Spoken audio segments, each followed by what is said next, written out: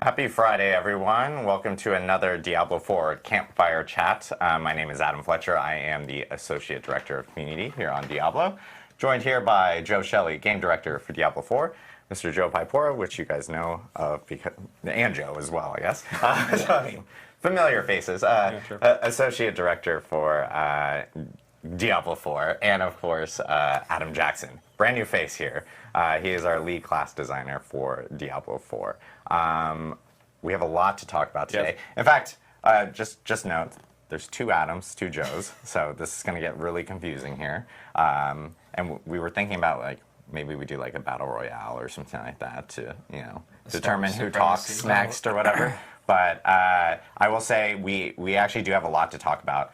In fact, I would almost say this is like dev update stream worthy. So at least Campfire Plus. Campfire Plus, yeah. Easily. Plus.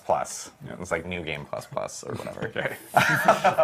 But we do have a lot to talk about, specifically around patch 1.1.1. Did I say enough ones? Yeah. You did. 111? 111. Patch 111. We did. We are going to talk about some balance changes that are going to be coming to that patch. And of course, we're also going to be talking about the dates of when that patch is actually going to be hitting, along with when players will be seeing the patch notes, which will be well before the actual patch does actually hit. But we'll talk about that here in a second. I know we do want to jump right into it because we do have a ton to talk about. So I will actually throw it over here to Adam Jackson because I know he wants to talk a little bit about kind of like the class balance and what we're thinking about for 111. Yeah, totally.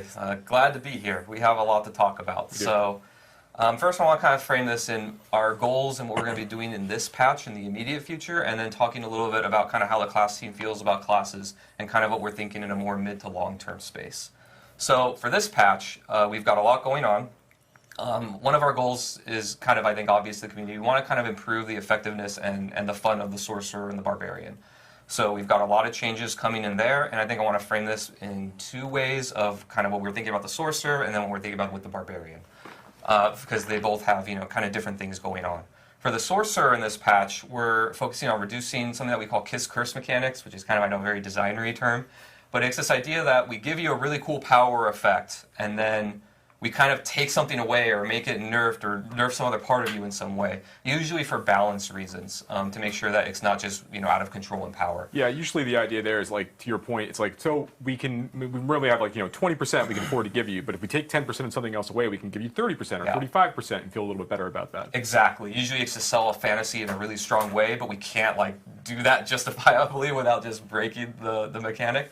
But we found out in a lot of ways we've been a little too harsh with that, and so we're going to try and reduce or remove that in some cases. And then the other one is late game survivability. We know that the sorcerers typically have a tough time, you know, when they start pushing those later Nightmare Dungeon tiers, and so we're going to be looking at ways to increase that specifically. And an example of that Kiss Curse mechanic is the Serpentine aspect. If you know that one, it's the one where you can spawn an additional Hydra, but it reduces the duration of your Hydras. That's just no longer going to reduce the duration, it's actually going to increase it. So that's an example of something. We'll go into more detail later. For the Barbarian, we're focusing on improving the early game and making it feel better and just more fluid. We're going to be improving the Fury generation that you get from your basic skills. And then we're also looking at the late game for the Barbarian by making a lot of their uniques more attractive and effective. So you're going to see later when we go through the notes that you know, we're going to be changing around usually about one affix per unique, from something that really isn't that attractive for players to something that they really, really want, which we think will help make those items really exciting. Now, when we make changes to items, specifically items like uniques, many of these changes only take effect on new items, right? Like, I think we have an example of the Hellhammer here. Yeah, kind of. It's a little bit more complex than that. So we're going to delve into one of our examples of what we're updating here.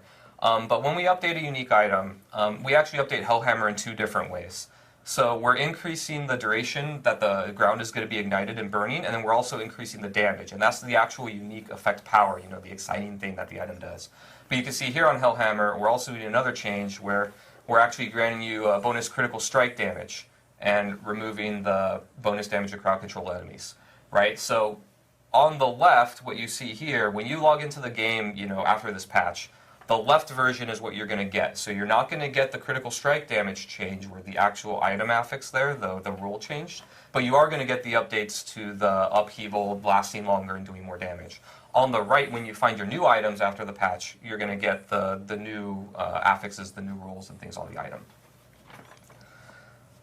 So new versions of these items will have all of the buffs we're talking about. New versions will have everything new, and the old versions will get the new stuff on the actual legendary effects, but then you won't have the new item stats on it. Got it. Thank you.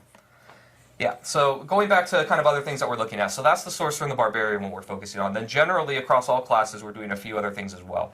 We're looking at builds that aren't really hitting a high enough power level, and we're going to be just buffing them and increasing the power of them, so they should feel better and be more competitive.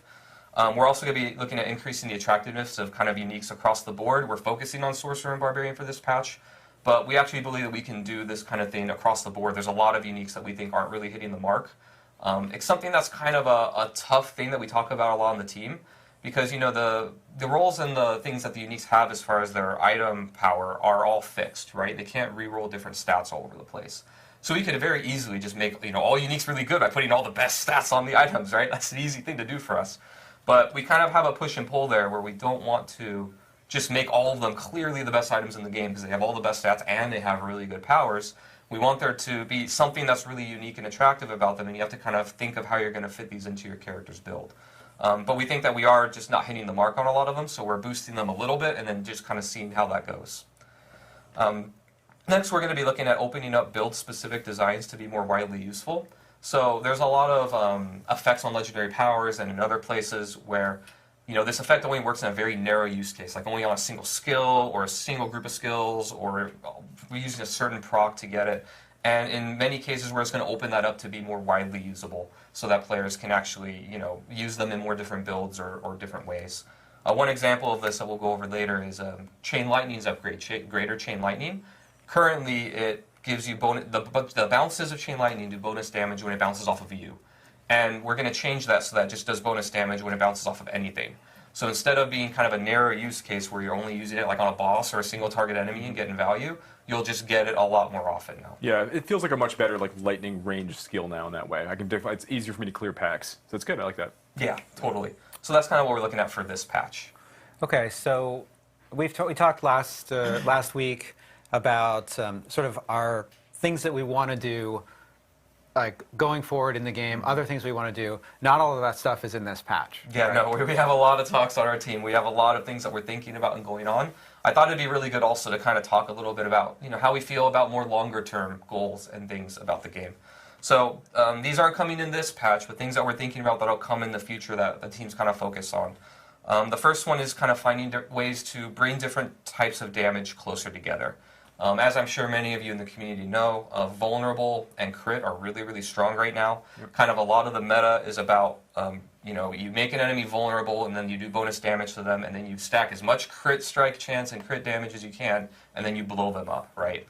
Our game actually was foundationally made with other types of builds that aren't only those in mind, right? We have like damage over time or dot damage, things like Firewall or Shadow Necro does a lot of this. We also have Overpower as a mechanic in our game, and these other different ways to build your character, we want them to have parity with, vulnerable and crit damage. So we're going to be trying to find, our goal is to find a way, and we're working on it right now, that all those different ways of dealing damage have a lot of parity. So no matter if you're an Overpower build, or a crit build, or a damage over time build, you'll be relatively equal in power to all of the other different types of ways to play.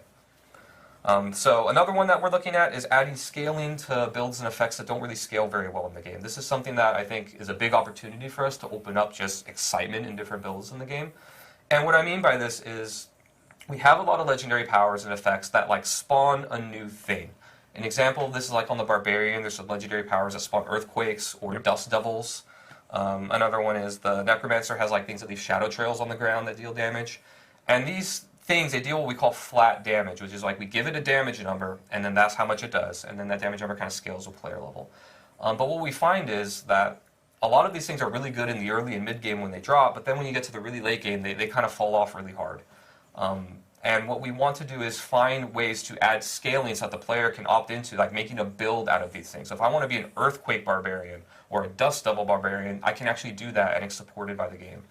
So that's something that we're really excited about because we think that'll open up a lot more build possibilities. Ultimates are kind of in this range as well. This is a more long-term goal.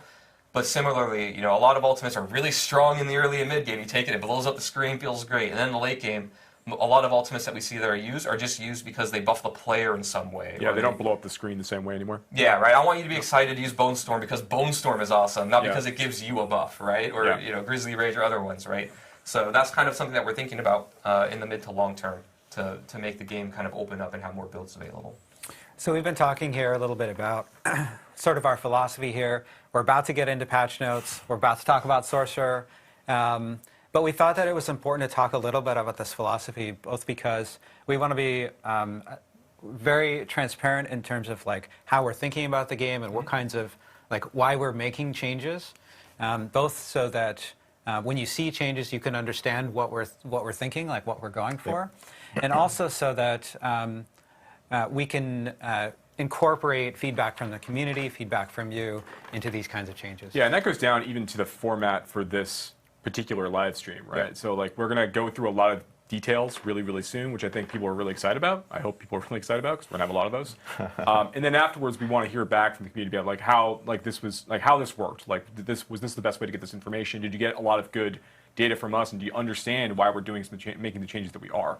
Right, and to Joe's point, again, it is really useful for you to understand these things. It's going to help with the feedback that you give us back. We know whether we're hitting it or not. Yeah, and this is like a multi-stage type of thing. So we're actually gonna.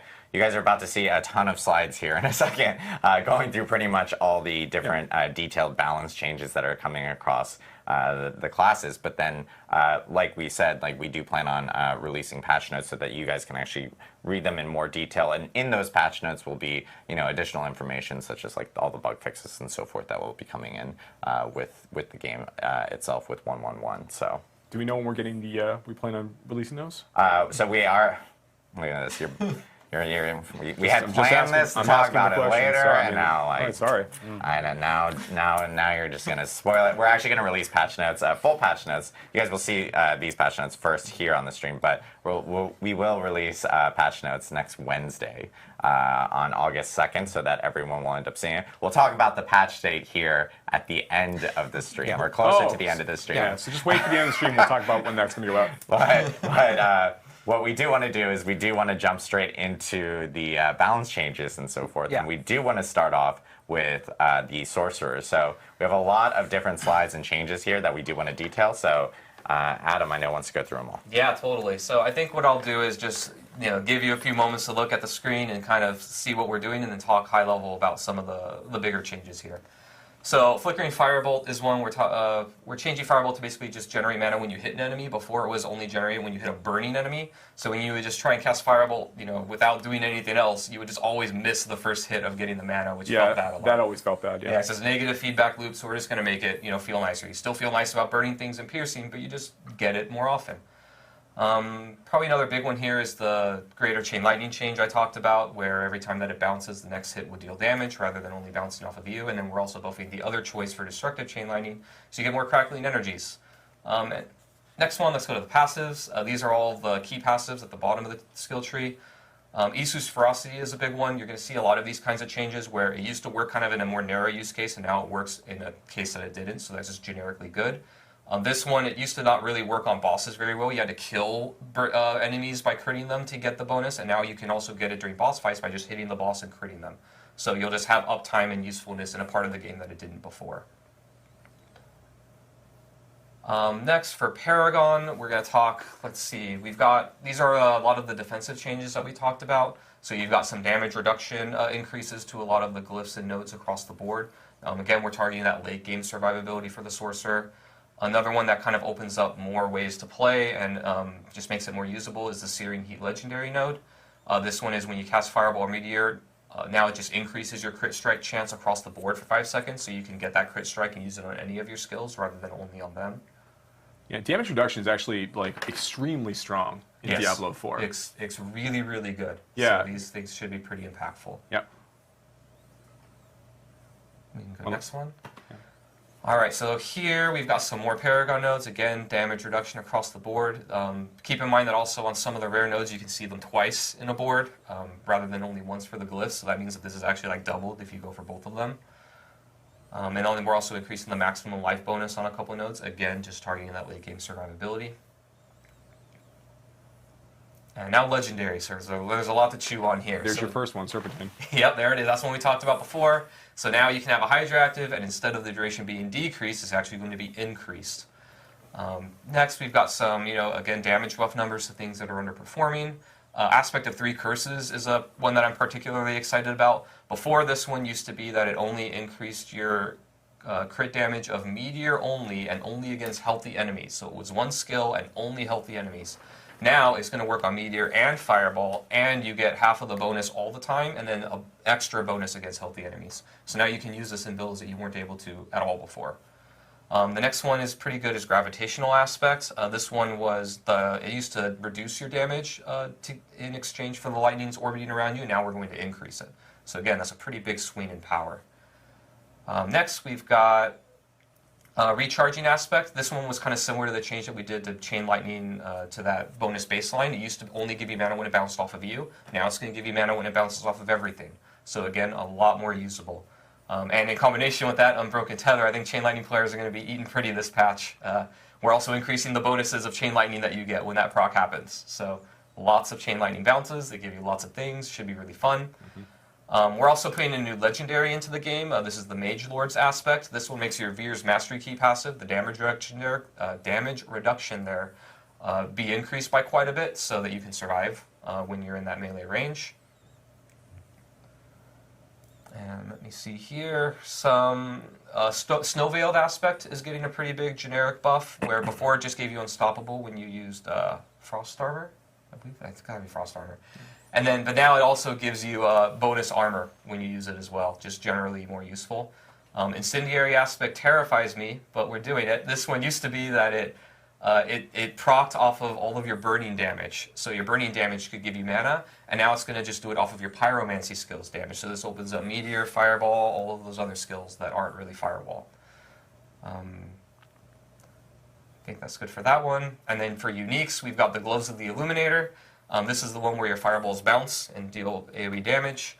Before, when you got this, it was kind of in a very weird place where the bounces could do it pretty often in such a way where you'd only hit an enemy once with a bounce.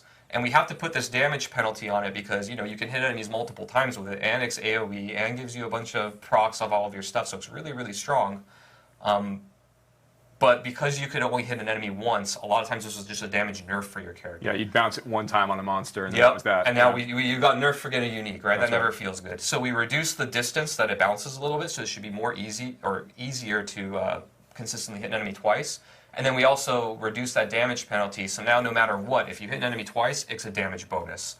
And then we also replaced one of its affixes from damage to stunned to lucky hit to restore resource. And since this thing, bounces and hits enemies a lot of time, the lucky hit procs are very powerful with this, so we think this will be a lot more attractive for players. All right, moving on to the Barbarian. So, like I said before, we're increasing the Fury generation of all of those basic skills. So you're just going to get more Fury in the early game so that you can, do that basic core skill loop a little more often, so it should be more fun. Double Swings gain a damage buff, Ruptures gain a damage buff, Charges gain a damage buff, and one of the enhancements is increasing that vulnerable duration, so it should hopefully be more attractive. One thing I do want to note is, even on if we go back to the other slide, Sure. A lot of people are going Fury gain 11 to 13 and 10 to 13, and they're always noting well, that doesn't feel like a big number and so forth. But I think players, by percentage, it's really big. Yeah, by percentage, it also it's actually scales really with a big. whole lot of other stuff. It gets spooky when we do too much in a percent wise. Exactly. So I think because of how everything works in our game. I think people are seeing some of the smaller numbers, but not realizing that other things obviously it scales with other things and other and it mixes in with whether you.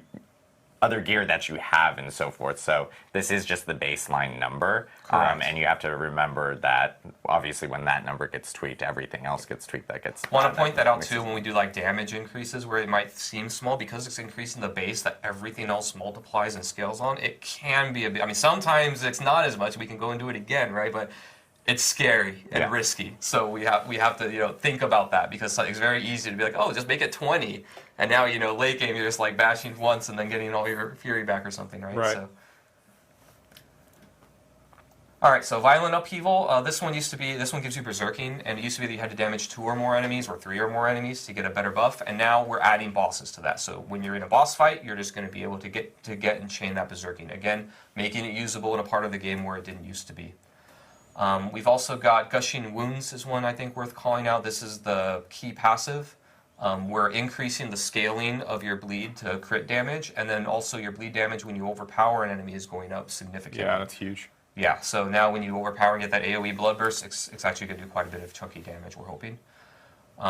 Walking Arsenal is another one worth calling out here. We heard some feedback that it's really hard to keep up all 3 of your weapon types when you're doing Walking Arsenal. Usually 2 is fairly easy. You can have a basic and a core that are different weapons, but getting that 3rd one to consistently happen, especially if you're using a cooldown skill like Charge or Leap or something like that, it can be hard to maintain that. So we're just increasing it to make it more forgiving, which should also increase all of those legendaries and other powers and uniques and stuff. That was possible for me when I had Deathblow charges, but whenever I was only running 1 Deathblow charge at a time, that build just didn't. Yeah, Deathlow's probably one of the more one of the easier ones to get, and even then it can be a little hard, right? Yeah, for sure. This is great. It opens up a lot. Yeah. So next, let's talk legendaries. Let me see. One of them, the aspect of Unrelenting Fury here, is one worth calling out, where again you're going to get a benefit when hitting bosses, so now it's useful in a part of the game that it wasn't used in at all. Another one is the aspect of, or 2 earthquake aspects there at the bottom, Bulkathos and Earthquake. We're increasing the amount of damage reduction and damage bonus, so if you want to do that earthquake build, like I said before, we want those earthquakes to do damage and be meaningful, but in the meantime, while you're standing in them, those buffs on you are going to be a little bit more powerful, so hopefully we can incentivize people to go through that fantasy.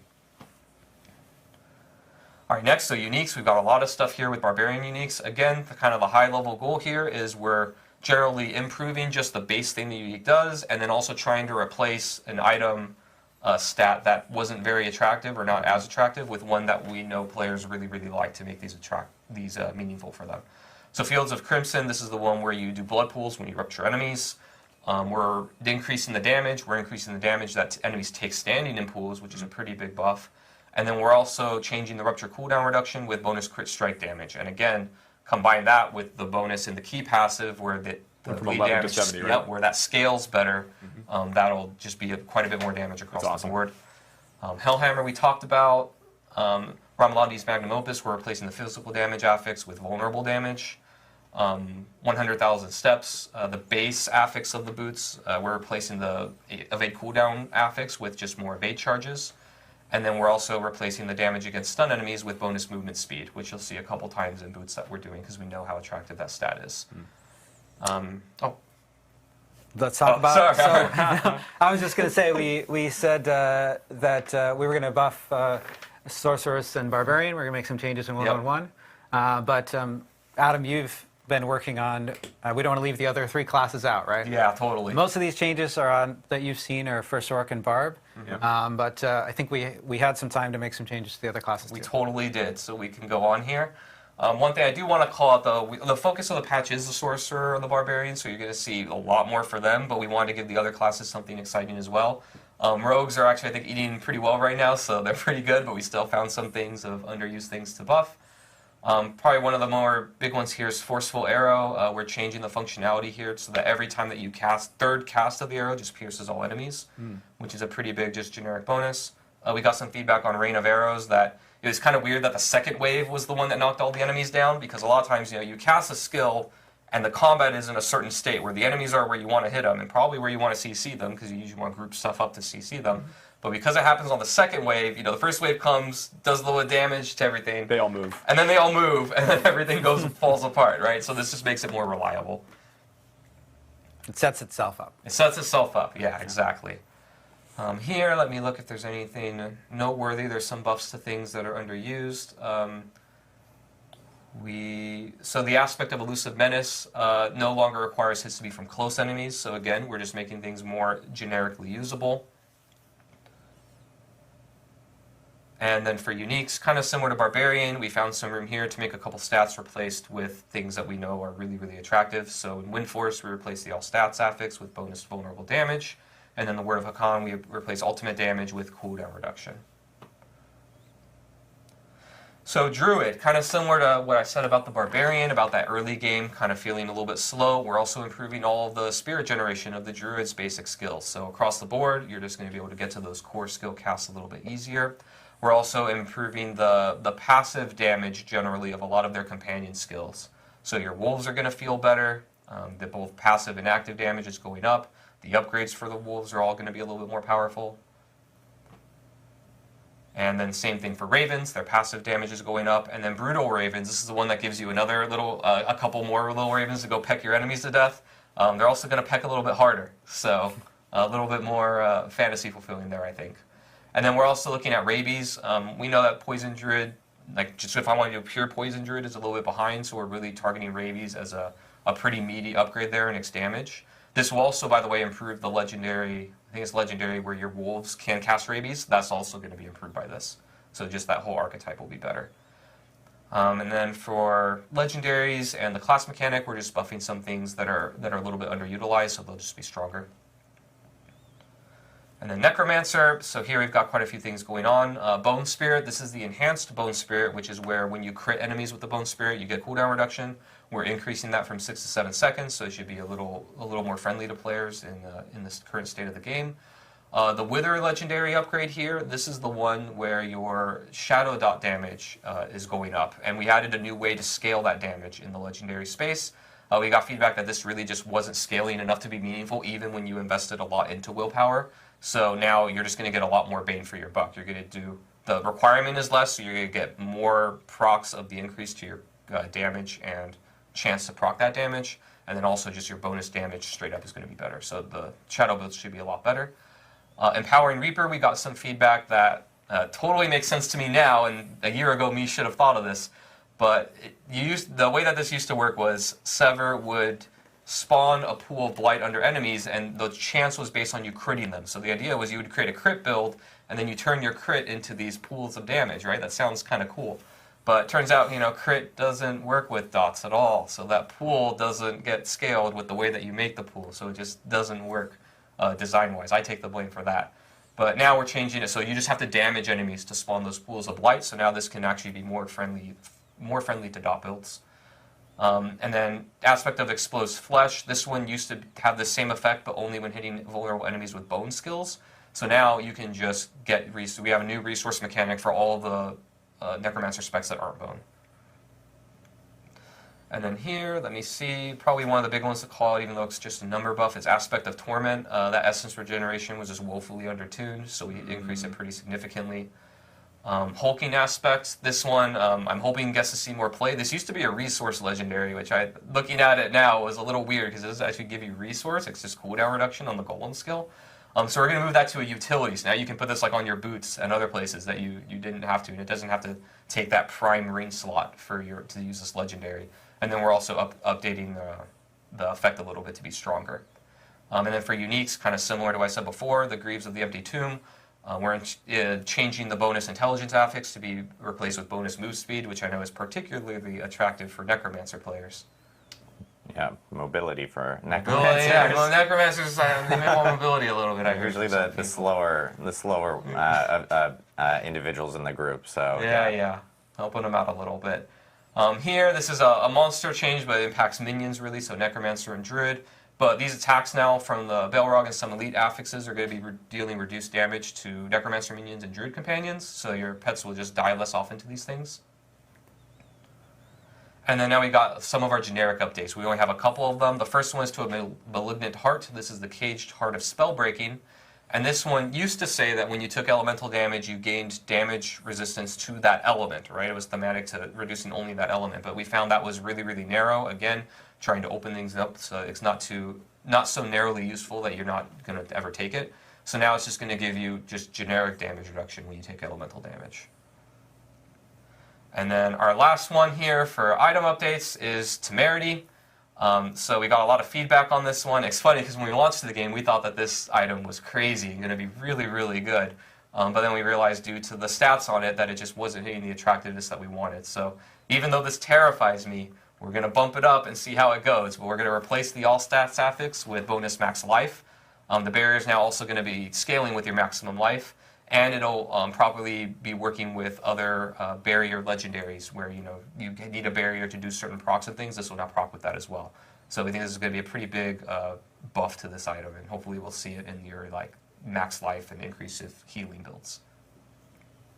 Yeah, so we have a ton of updates coming to the classes. Yeah, a lot of that stuff. We literally just went through. It's quite almost like an encyclopedia of stuff that, especially on the barb and sorcerer classes. But I will say that it's nice that we got some stuff in for the rogue, necromancer, and druid players as well. Making sure that we kind of buffed up some of the more undertuned stuff that we had Actually, one more caveat to all of that. I should have said this at the beginning.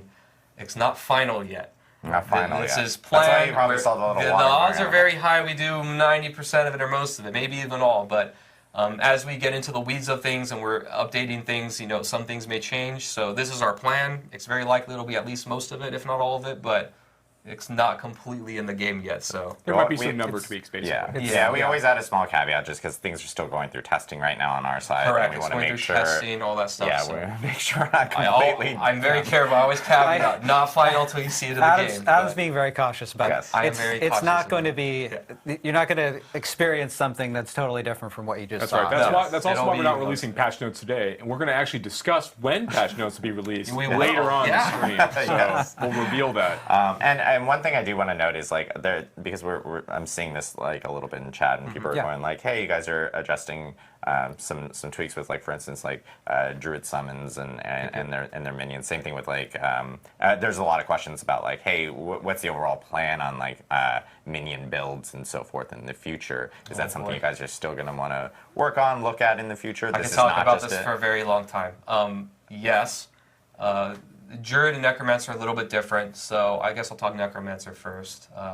So Necromancer minions is absolutely a core fantasy of Necromancer players that minions are cool and awesome, and that you can raise the dead and have the dead fight for you. That is core. Minions, it turns out, in all games, not just ours, or summons or all that, are very complicated and hard to make work. They have a lot of moving parts that are different than every other class and build archetype in many games. They have AI, they have a passive and active component to them typically. There's a lot going on. So in this patch, we're not touching the Necromancer stuff a lot. It is on the team's radar of looking at the ways that they scale, looking at the ways that things proc with them, looking at just the combination of passive versus active activity that we want the player to do there. So there's definitely a lot going on there. We are thinking about it. There will be stuff coming, but no promises on when, but we are actively talking about it. Druid is a little bit different because from the ground up, the class fantasy is not only minions, right? It's a specific build and way to play. One of the things that we were concerned about when launching the game is we didn't want the Druid to have just as many or more companions than the Necromancer, and they're stronger. It's where's the fantasy of the Necromancer if the Druid does it better, right? So that was something that we contended with a lot. I'm sure that we're going to flex on that over time. We did add support. We still love companions on Druid, and we will absolutely be making it more of a thing, hence why we're buffing them a lot in this patch. But we are careful about the design space and the fantasy of the different classes, right? We don't want all the classes to be exactly the same because then you don't feel different when you're playing. You don't have new interesting mechanics that are between them. We talk about that a lot on the team. It's very easy to be hey, just this class doesn't have this and it's fun, give it to all the others, right? I think Necromancer and move speed is part of that, where we overcorrected a little bit, where we didn't want them to have a teleport or dash, right, like a rogue. If Necromancers are dashing around everywhere, that's a weird fantasy, right? But not giving them enough movement speed options at all, I think, is something that we're coming back on. Yeah. So, but it's a push and pull, right? It's on a spectrum of how far do we go into another class's fantasy or an archetype that doesn't make sense fantasy-wise versus keeping true to the core and finding clever ways to fix it, or we can't fix it and we do need to bend a little bit.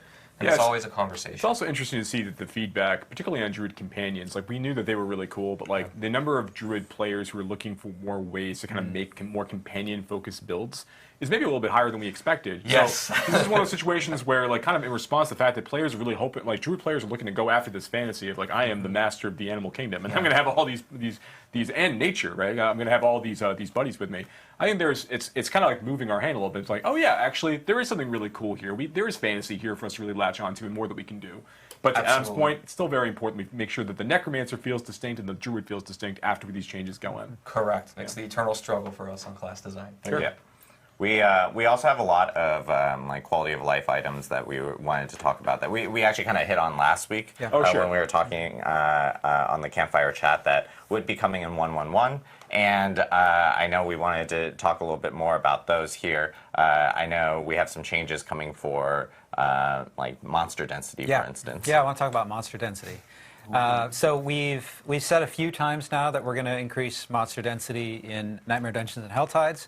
These changes are in 1.1.1, like we said last week. And I think we have an image of an example of a Nightmare Dungeon.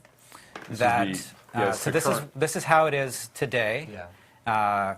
If you go into Nostravus Deepwood, of course, monsters are going to not be exactly like this, but this is an example of it. And then in 1.1.1, it's going to change, so you can see a lot more monsters here. There it is. And this is really going back to, we talked about our mission statement for the live game of after you've achieved your build, being able to go in and mow down large numbers of enemies, deal with large numbers of enemies. That's sort of a core part of an ARPG that we want to make sure that we're delivering, especially in the end game content. So that's how to look for Nightmare Dungeons. On Helltide, we've been doing the same thing, increasing density.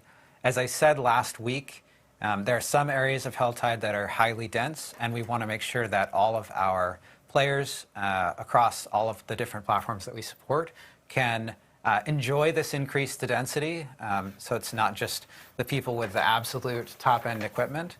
So we've also been making sure that as we bump up these densities, that we're doing it in a way that performance stays reasonable. So you can actually, like, if we bump up density and then the game turns into a slideshow, we didn't actually make the game more fun.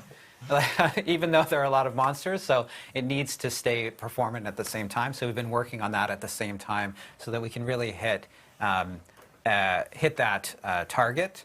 And this is something too that when 1.1 comes, 1.1. 1.1.1. We gotta have like Triple one. We gotta have a different name for these patches. For these patches, it's fine. It's fine. When that comes out, we're going to be looking at the density there and seeing how close it comes to this mission statement, this goal, right? And if it's not hitting this goal, then we're going to keep working toward that goal. So we really want to make sure that it's capturing that fantasy of mowing down hordes of enemies.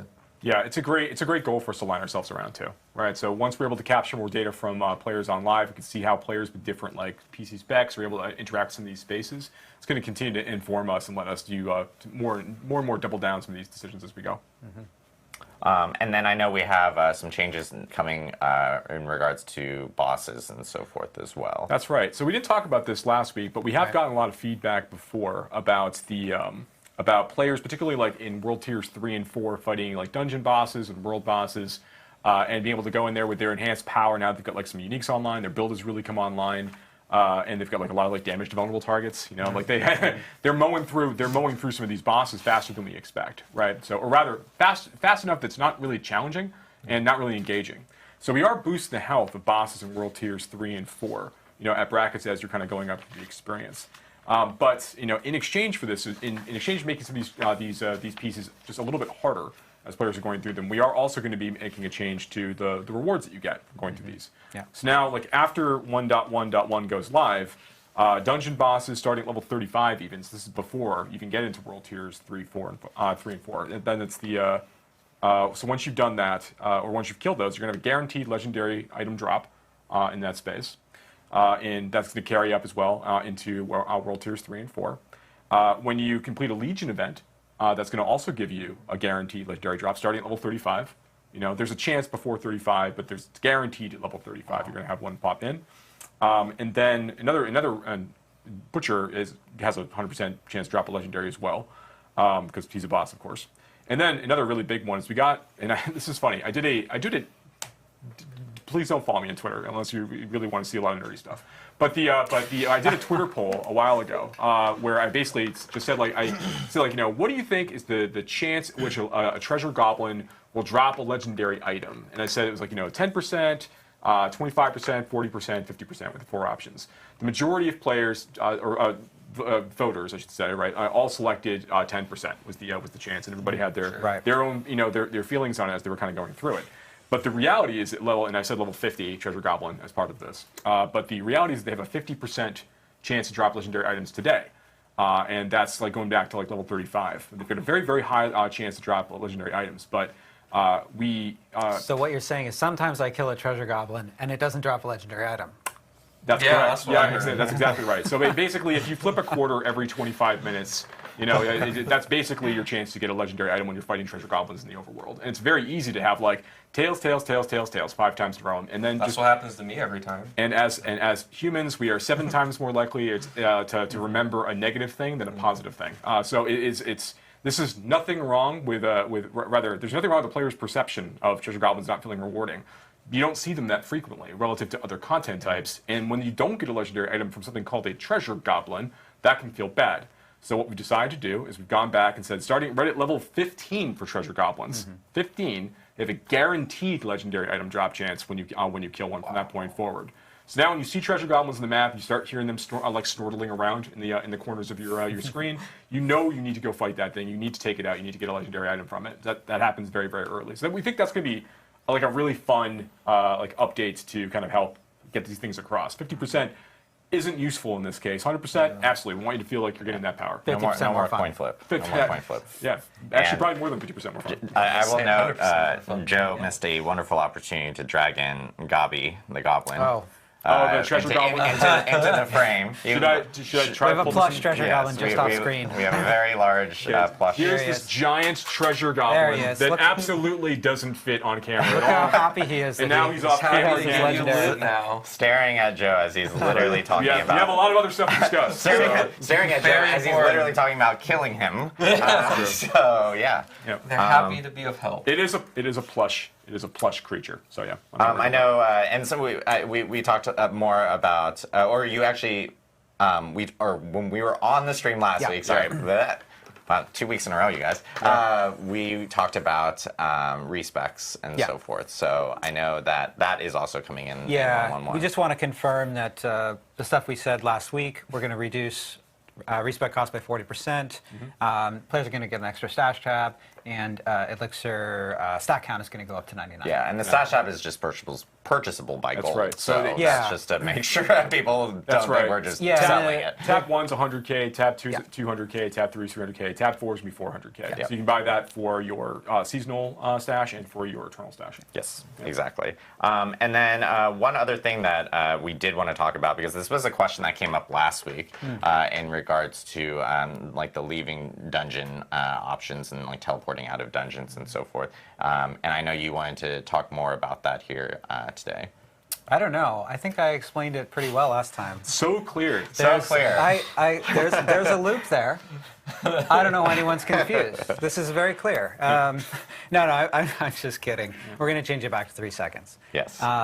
Basically, the reason that we increased this is we have in Diablo 4 we have a mechanic where when you're casting some kind of spell or power and you get hit by some damage, you don't get interrupted immediately. You have to take about 5% of your health and damage before it gets interrupted. And this makes things like town portaling back to town, leave dungeon, etc. feel a lot better. Saving a prisoner. Saving a prisoner, absolutely, Oh, yeah. Every time. So if you're taking like really incidental damage, it's not going to get interrupted. But we were worried about a case where you're in the middle of a high-intensity combat fight or in the middle of a boss fight, and we felt like it was a little bit too easy to get out of that in terms, and that's actually what it's referring to with the loop, which again, I felt like I nailed it, but I guess and so. There are other ways that we could have solved that, right? We could have said like, oh, well, you get pushed back on your cast, or like, oh, well, it's only increased to 5 seconds if you're in a boss fight, or something like that. But ultimately, what players really accurately pointed out is, look, this slows down the core loop of the game in a way that's not fun. Yeah. So we're just changing it back to 3 seconds. Yeah, so it was at 3 seconds, went to 5 seconds, going back to 3 seconds because obviously good player feedback from everyone. So I've got one more bonus thing to talk about too. So we've been getting a lot of feedback, obviously, on the end game experience, tiers 3 and 4, and Nightmare Dungeons are a really big part of that. Last week we talked about how we were going to be ensuring that the Nightmare Dungeon difficulty was scaled more appropriately. Right. So now, the tier 70 difficulty was the old version. Rather, the old version of tier 70 is now the tier 100 after the changes that we made to more accurately reflect the balance we have in Diablo 4 versus the kind of insane overtuned stuff we had prior for the tier 70 plus content. One other thing that we obviously are thinking about, the scaling difficulty is one part of this, but we also get plenty of feedback on some of the Nightmare Dungeon affixes themselves. And we know that some of these are sort of ones you're going to want to basically throw in the trash right away. So you're going to want to salvage these and get Citadel Dust immediately when some of these things kind of pop up. So a couple of the ones that we're actually going to be, for now, we're going to be removing a few of these as we think about reworking them or deciding what we want to do with them. But we're going to be taking these out in 1.1.1. They're not going to appear anymore. That is, so the first is Resource Drain. It's not going to be showing up in Nightmare Citadels anymore. Cold Enchanted is not going to be showing up in Nightmare Citadels anymore for a bit. And then Backstabber is being removed as well as part of 1.1.1. Now, this is not by any means an exhaustive list of the things we'd want to adjust on the affix side. There's lots more that we want to do to kind of improve this experience. This is just sort of while we're in here beginning to look at these things, we know that these are problematic. We have adjustments we want to make anyway. We want to go ahead and pull these out and just make the experience better today for players. Yep. Cool. Awesome to hear. I know that a lot of players have been giving feedback about specific Nightmare Dungeon affixes and everything. So it's great that we've been able to jump on a few of the ones that we know are problematic with the community and kind of pull them out and reevaluate and see what we can end up doing with those. So we did, obviously we talked about the date for the patch notes beforehand. I don't know what you mean. But we do want to specify that we are going to be releasing patch notes, full patch notes next week. It's actually going to be on August 2nd next week on Wednesday. We'll be releasing full patch notes. And then 1.1.1 is going to be coming out on August 12th, which is Tuesday. So players will... Did I get those dates right? Yes. I'm doing this by memory. I'm doing it by memory. No idea. So. I've seen so many calendars in the last day. Tuesday after. Oh, sorry. It is. No, I lied. It is August 8th. Yeah. See, this is dates. Everything's a blur right now. August 8th. Sorry, August 2nd is when the patch notes will be coming out in full, and then August 8th is when the patch will actually hit. Sorry, I apologize. I've had a lot of dates in my head over the past couple of weeks. Sorry, so, we buffed the date. Yeah, buff the date. The dates. That's Just also like part of the patch treasure notes. So players will be able to see everything next Wednesday. We'll be posting those, so make sure to stay tuned. Of course, on the Diablo social media, etc. We'll end up updating the patch notes there, so players can see it. Just remember, the patch is not that day. We're just posting the notes early so that players can actually see them. This goes back to exactly how we were talking about that we want to better communicate these notes here, similar to how we're doing this here on this Campfire chat. And then, of course, August 8th is when the patch will end up going live for all players so that they can actually experience it and jump through with all the changes that we were kind of detailing out here, and they'll be seeing in the final patch notes on Wednesday next week. We do want to jump into Q&A because we just went through a whole bunch of stuff right here. I know one question that, as we start to populate questions, feel free to ask them in chat on Twitch, by the way, because we have chat enabled there. But I know one question, and something that we talked about last week as we're waiting for questions to kind of come in, was about XP in later game, or for late game players and stuff like that. Do we have any update in regards to that specific topic? Yeah, I can talk about that. So we did talk about this last week, and what we said then was that we are not looking to make the game feel slower across the board. We're not looking to slow down the players' XP gain rate in response to feedback about some of the other changes that we had made. The goal was really, we want to make sure the players are having a good time progressing through World Tiers 3 and 4, not feeling like they're hitting a point where it's really, really difficult to make progress. So in response to some of these thoughts, we had gone through and we had raised the amount of experience that you gain from before the 1.1 patch. When we raised the amount of experience gain you get from Nightmare Dungeon completion, from Helltide Cache opening, Right. From Whisper completion. Like, we went and did a good buff on those activities to make them feel juicier as part of that. And now we're going through and we're updating density inside the Nightmare Dungeons and in Helltide areas as well. Experience. So all of this to say, we are committed to increasing the speed at which the players be progressing through these later world tiers. We're not happy with the speed at which players are getting through some of this content and the kinds of behavior incentivizing as a result of that, right? We want to make sure that players feel that they can play the way that they want and they can progress at a decent pace. But now that we've made a number of these changes, we do want to see what the impact's going to be on the overall XP gain rate across the board for players, and just seeing how different kinds of players are progressing, so that when we go through and we make changes, which we will be making soon, I think probably likely for season 2, when we go through and we make these changes, that's going to be informed by what we see players going through and what their experience is like now. Yeah, So it's really just a question of like how much are we going to make adjustments, like what's going to feel right, and that's going to be based on like what we see from players. We have 2 people actually asking pretty similar questions, but one was specifically calling out Adam Jackson and his thoughts on this. But but they both are very similar questions. One is from Febzilla, the other one's from Karnaga. I'm so sorry. Can I just jump in really quick? Can I ask chat a question? Do you, yes or no, do you want Adam to read the names of people that he's getting the questions from? I think we should. Adam. Yes. Okay, he's saying he should. Okay. I think we should, just because I don't want to go into that whole situation, like where that other outlet made up names, and we don't do that. So, Sure. But Karnaga and Febzillas, they both ask about. People are all like, no. I knew it. Honestly, it would make my job so much easier. I know. I wish I Please could. finish your Well, question. we're going to read these at least. Read But these, yeah. the question is about crowd control. Obviously, it is a huge and popular topic amongst the community. What are our thoughts about crowd control? What are we planning on doing about that here in the future? I bet we all have thoughts on that, actually. We do, yeah. Yes. Let me You just can say jump on first that, that we think that as you get into situations where there are lots of monsters on screen and high-end areas where the amount of damage that you're seeing going in and out is really high, so you're having to react really quickly. Situations where you're being hard CC'd, or like stun or freeze or something like that, can be much more impactful than they are when the intensity and the pace of combat is lower. And so we want to make changes to CC to make that experience more fun. We want to do that. It's not in 1.1.1, but those are changes that we're looking at right now. Yeah. There's There's larger CC stuff that we're discussing internally that we want to kind of pair with a few of the big changes we have planned in the future. In fact, we're working on stuff like that for that right now. Yeah.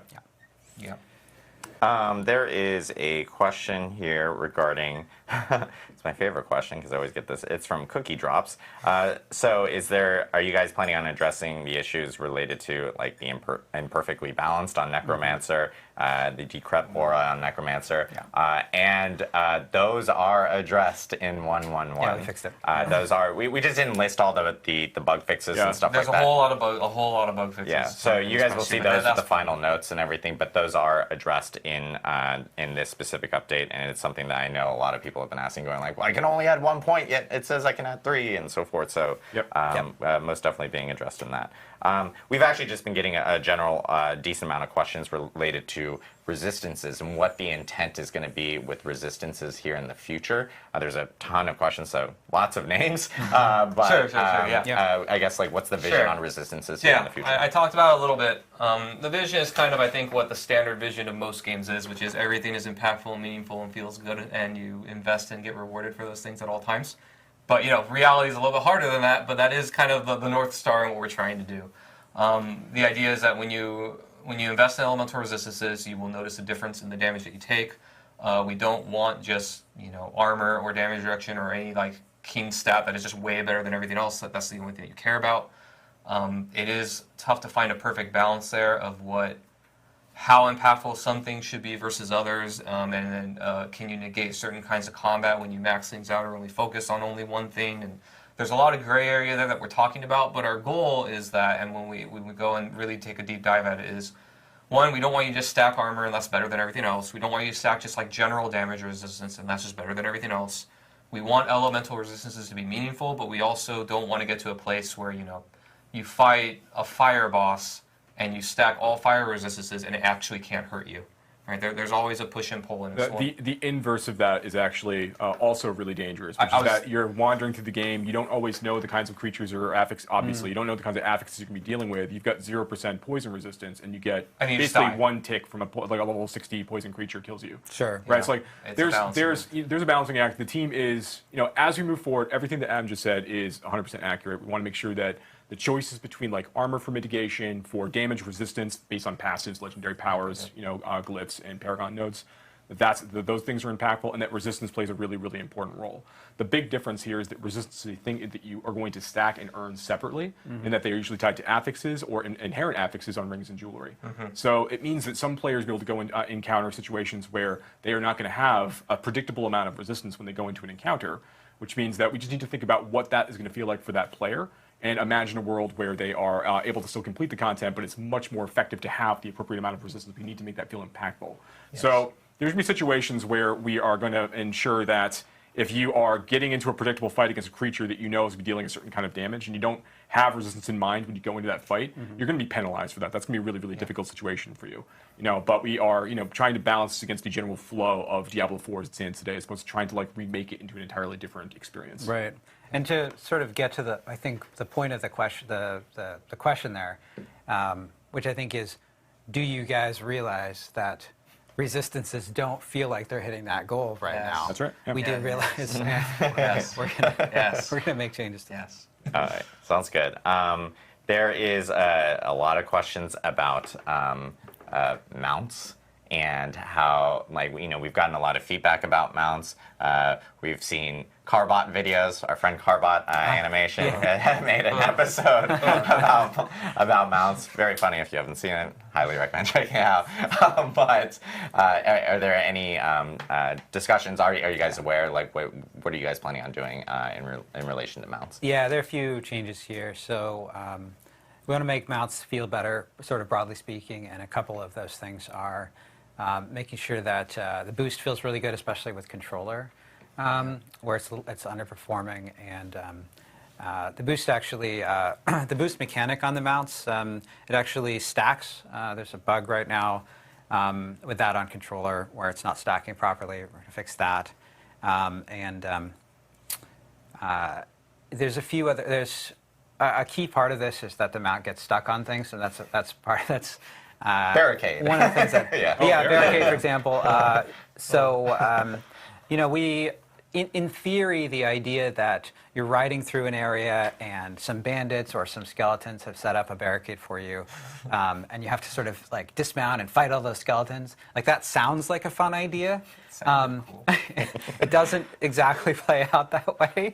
You're just sort of annoyed, and you're like, well, can I kind of ride around the top of the barricade? And then it's a fight about whether the collision actually touches. Anyway, we're going to fix that. So there are some good changes to mounts coming soon in the future. Awesome. And I know that I've been seeing this a lot as well in chat, and this is something I can answer, is I'm seeing a lot of people talk about VRAM, on PC and so forth, and how that obviously grows over time with certain players, not all players, but certain players with certain spec machines, and they eventually either have to force close or the game actually just ends up closing itself, and then they have to come back into the game. I know with patch 1.10, there was a update related to a memory leak that we ended up addressing, but then in 1.11, and I know that QA and so forth, our QA team has been working really closely with their graphics engineering team and testing out a fix that's going to be coming in there that should be helping out a lot of those players and making sure that VRAM stays stable throughout their gameplay and so forth. So that will also be in 1.11. It's a popular question. I know a lot of people have been hitting me up on that one specifically. There was a question earlier about overpower and the intent behind it, what future plans and so forth. Sure. Kind of similar to the hold resistance questions. I think there's a lot of questions related to a lot of these things that we do plan on actually addressing. Totally. They're fundamentally how the game works, so I understand. So the intent of overpower way back in the day was we really wanted to create a stat that was different than crit and felt meaningfully different that players could chase that had kind of a unique mechanic attached to it. Where Overpower sits now is that I really like the idea of it. I think is really cool, which is it rewards you for building a really tanky character and you get a big hit of damage. That's really, really awesome.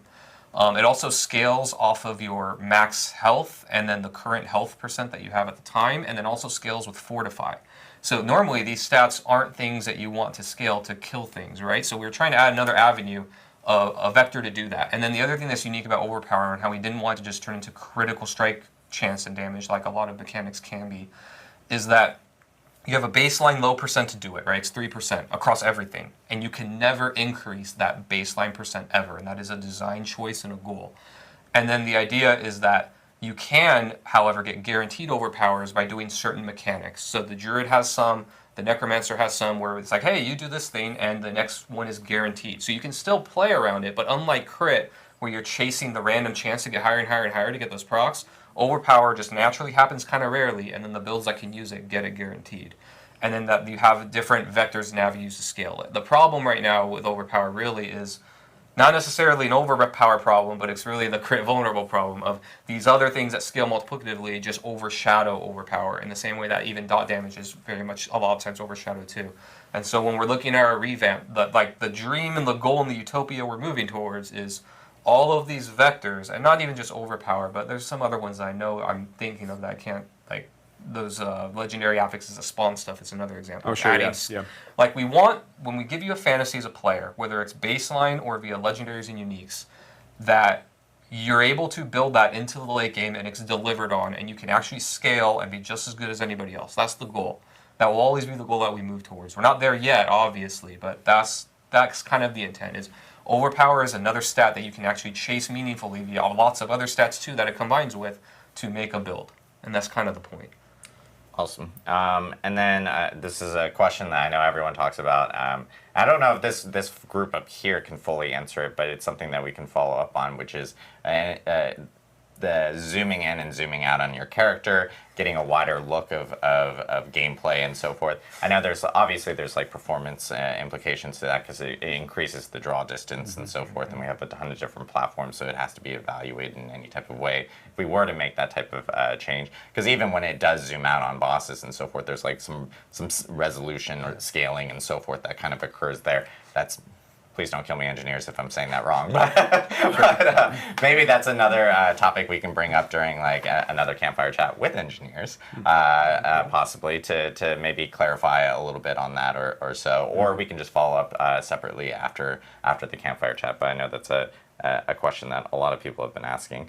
And then there's questions regarding are there any additional options for customization down the road that you guys are looking at, like pets or wings, etc. I know it's something that we're looking at and evaluating, just depending on like player feedback. Right now, we're very focused on, obviously creating more content for players to play through at the moment, more so than some of the cosmetic pieces and so forth. But it is something I know that players have been asking for. Yeah, we want to add more stuff like that. That stuff is really fun to add. But we felt that right now what was really important is helping sorcerers, helping barbarians, and some of these other buffs to classes. And I think there's, we'll do this one last question here before we end the stream, but one thing that people have been asking about is like all the changes that they're seeing today. Is this like encapsulating everything that we're doing? We had a question in here regarding, like, for instance, someone enjoyed playing a frozen orb sorcerer in like Diablo 2, for instance, and wanting to have that same type of fantasy in Diablo 4. Do you guys plan on doing additional adjustments in the future regarding other builds or other, like creating variability across that? Sure, no, absolutely. This patch, I talked a little bit about like we have our short-term goals and long-term things we're thinking about. Forevermore long-term, really, infinitely long-term, is the idea that, every fantasy that we sell you, and I could talk a lot about that. I talk to the team about this all the time. Like, and by sell, we but, all right, yeah, sell is probably the bad word. But I think that way, like we're advertising it. Like if you see it on legendary Every aspects, fantasy- That's really what I if you mean see it on is- passives, you see it on skill tags. Like we're saying, like, hey, look, this is a cool thing for you to when go we after. show you something that is cool and awesome, we deliver on it, right? Like when you log into Necromancer, you see right away, we see your basic skills. Like, hey, there's a bone thing, a shadow thing, and a blood thing, right? And then there's army stuff. All of those things should be delivered on and be awesome. And then as you go through the game, when you get legendaries and uniques, you should unlock, one, double down and make those things really cool, and two, unlock more things that are awesome. And what our goal always is that all of these things are awesome and cool. When we find something that isn't hitting the mark, we either buff it or redesign it in such a way that it's hitting the mark and it's attractive and ideally really fun and exciting for players to chase. Like that's always what we're going to be trying to do. So yeah, this isn't exhaustive forever. We are always going to be adapting and updating things. And if something just really isn't working, even if it's like something that I made, I have no hubris about like, hey, that thing, it was awful. Make it something good, right? Like at the end of the day, the players are the ultimate judge, jury, and executioner for us of like, did it work? Is it good? Is it fun? Yes or no? If not, then we have to be malleable enough to change that. Right, and we could be looking at data too. We could be seeing like how many players are picking what kinds of passes, Absolutely. what kind of aspects We do are they all the wearing, time, what kind of uniques are they using, like, and we can say, you know, so like we know when like if no one's equipping a particular aspect, like we can see that, but like okay, well that's clearly something we're going to want to rework or update or buff or do something with, right? Like this, to Adam's point, it is a never-ending process. You know, we keep talking about how, you know, we're all here trying to make Diablo 4 the very best game that it can be. And the reality is this is through iterations of the conversation with the community and also looking at this kind of data. Absolutely. Yeah. Awesome. Well, we have a ton of changes here coming up for 1.1.1 that you guys got to see here, especially for class changes. Thanks, Adam, for kind of walking us through everything. Yeah. And, we do have final patch notes coming next Wednesday. That is August 2nd. So just a reminder on that. Revealed full, where people can read through them and provide full feedback and so forth. And then, of course, that's my tick. Someone called out my tick earlier, and so forth. Stop that, Adam. That's my tick. I will stop that one day. I probably won't. But we actually do have our patch for 1.1.1. The date will be on August 8th as well. So players can expect patch notes next Wednesday, and then of course 1.1.1 hitting on August 8th, which is Tuesday. So looking forward to seeing everyone's feedback, everyone jumping in, and checking out, of course, the new changes coming to pretty much every class now in regards to balance changes and so forth. Oh, I did it again. And so forth. Now you're in your own head. Now I'm just stuck in this like my own empty room saying it over and over. But anyway, and get us feedback on how this went, like and how you like this format for talking about patch notes. Exactly. Yeah, we want to see if this worked out really well with the community. So yeah, please provide feedback. Us going through the notes and of course releasing the notes afterwards. It's a huge help for us and how to communicate with you guys out in the community. So thank you guys again. We hope you enjoyed this Campfire Chat ++, New Game ++. Sure. And we will see you on our next stream, which we haven't announced one. We're thinking about doing some Campfire Chats with like maybe other teams here, whether it's our art, animation teams, audio teams, and so forth, just so you guys can see kind of a deeper look into some of the development within our seasons and Diablo 4 from other people. So we do plan on expanding these a little bit more, and of course, having Campfire Chats and dev update streams to talk more about the game, gameplay, and design, and so forth. You did it again. Thanks. I hope you guys have a great weekend. Thank you again from the Diablo 4 team here at Blizzard, and yeah, have a great Friday. Thanks, everybody.